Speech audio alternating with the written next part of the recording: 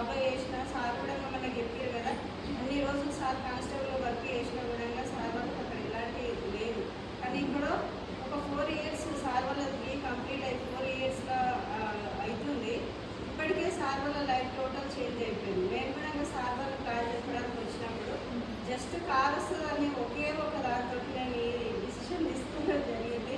ఎందుకంటే మేము కార్ తీసుకోవాలనే ఆలోచనతో ఉన్న సమయంలో ఈ బిజినెస్లో ఇట్లా డ్రీమ్స్ నెరవేర్తే అనే అవకాశం తెలుసుకొని ఇందులో జాయిన్ అయ్యి ఈరోజు చేసుకుంటున్నాం లీడర్స్. మాకు ఫస్ట్ వచ్చిన చెక్ 3 rupees, కానీ ఇప్పుడు మేము ఒక 38,000 చెక్ తీసుకోవడం జరిగింది.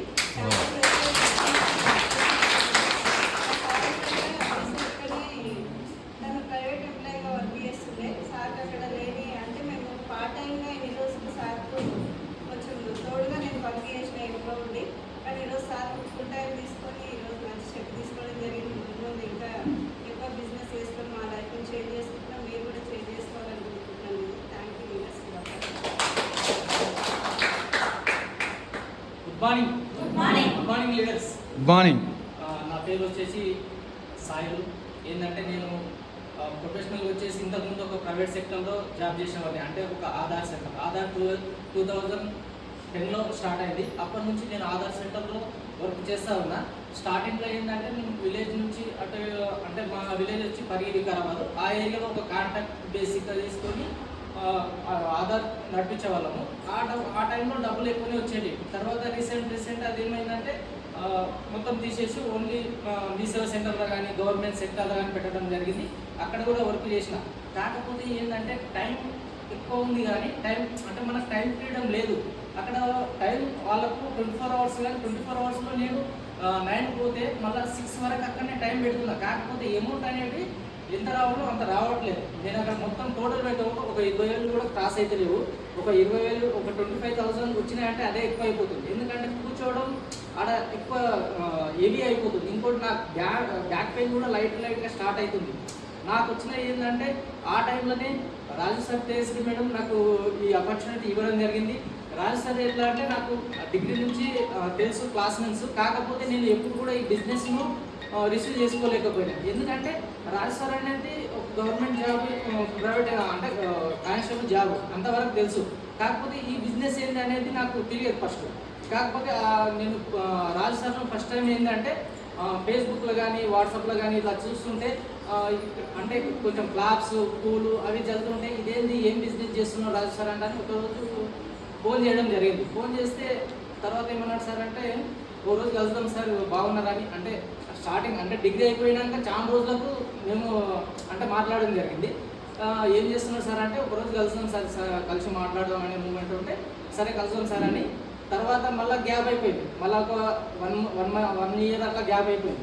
మళ్ళీ తర్వాత ఒక రోజు ఏం చేసిన, మళ్ళీ ఫేస్బుక్లోనే చూసిన. ఫేస్బుక్ చూసి నేను ఆ టైంలో ఏంటంటే ఆధార్లో చేసుకుంటా, ఇంకోటి రియల్ ఎస్టేట్ చేసేవాడిని. సరే మళ్ళీ ఈ విధంగా మళ్ళీ సార్ని ఒకసారి కాల్ చేసి రాజు సార్ కాల్ చేసి అంటే నా ఉద్దేశం ఏంటంటే రియల్ ఎస్టేట్ ప్లానింగ్ చెప్పాలని నా ఉద్దేశం.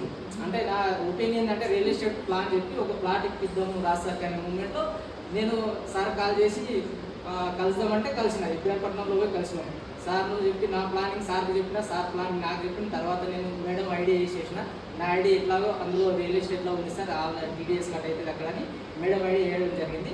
తర్వాత ఏమైంది, మళ్ళీ ఒక February 12th రోజు మా ఇంటికి రావడం జరిగింది సార్. ఆ రోజు వచ్చేసి మాకు మొత్తం ప్లానింగ్ డీటెయిల్గా చెప్పారు. ఇక మేడం ఐడియా వేసి నేను ఏదో ఇష్టం ఉంది ఇష్టం లేక ఒక సోపు పేస్ట్, ఏదో పేస్ట్ లేకపోతే సోపు ఆ 2 తీసుకుంటే ఒక 3 rupees ఇన్కమ్ వచ్చింది. ఇప్పుడు స్టార్టింగ్ మంత్లో ఆ 3 rupees ఇన్కమ్ వస్తే నేను ఇది 3 rupees ఏం చేసుకోవాలి అని అనుకున్నాను. తర్వాత మంత్ ఏమైంది, 14,000 వెళ్ళి నాకు ఆ 3 rupees ఇచ్చిన ఇన్కమ్ టైంలో కొంచెం నేను బిజినెస్ అంటే నేను ఎప్పుడు కంప్యూటర్ ముందు ఉంటా కాబట్టి దాని గురించి చూసిన. ఎందుకంటే వెస్టేజ్ బిజినెస్ ఏంది ఇంతకుముందు ఎవరో చెప్పారు, నాకు అర్థం కాలేదు. ఇప్పుడు రాజు సార్ చెప్పాడు. రాజు సార్ మా క్లాస్మేట్ ఇంకోటి తప్పు చెప్పాడు, ఇది ఏంటి చూద్దాం అనే మూమెంట్ సెర్చ్ చేసిన. బాగానే ఉంది. టీడీఎస్ కట్ అవుతుంది. టీడీఎస్ కట్ అయితే నాకు ఇంకా దాని మీద ట్రస్టెడ్ ఏర్పడింది. టీడీఎస్ కట్ అయ్యే అమౌంట్ వస్తుందంటే బాగానే ఉంటుంది, బిజినెస్ పర్వాలేదు చేయొచ్చు అనే మూమెంట్లో కొంతమందికి చెప్పిన రిలేషన్లో కానీ మా వైఫ్ వాళ్ళ రిలేషన్లో కానీ అలా చెప్పుకుంటా నెక్స్ట్ మంత్ 14,000 రావడం జరిగింది. తర్వాత అమౌంట్ వస్తుంది. ఇందులో టైం పెడితే అమౌంట్ వస్తుంది, టైం పెట్టకపోతే టైం పెడతాము. ఎందుకంటే ఆడ కూర్చుంటాము, 12 గంటలు కూర్చుంటే ఏం రావట్లేదు. ఇక్కడ అదే టైం ఇక్కడ పెడితే అమౌంట్ రావచ్చు అనే మూమెంట్లో నేను అదే టైంలో నెక్స్ట్ ఇది చేసుకుంటూ పోతుంటే నెక్స్ట్ మంత్ 20,000, నెక్స్ట్ మంత్ 30,000, ఈ మంత్ లాస్ట్ వచ్చేసి నేను 1 ఇయర్ కూడా కాలేదు, ఈ మంత్ వచ్చేసి నాకు 48,000 చేంజ్ వచ్చింది, 38,000 చేంజ్ వచ్చింది.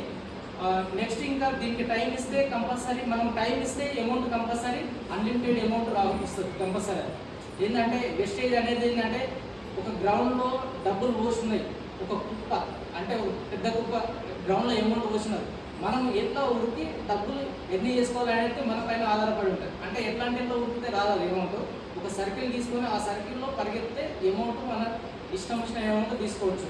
Thank you. ఈ ఆపర్చునిటీ ఇచ్చిన రాజు సార్కు, తేజశ్రీ మేడంకు వన్స్ అగైన్ థ్యాంక్ యూ చెప్పుకుంటున్నా. ఓకే.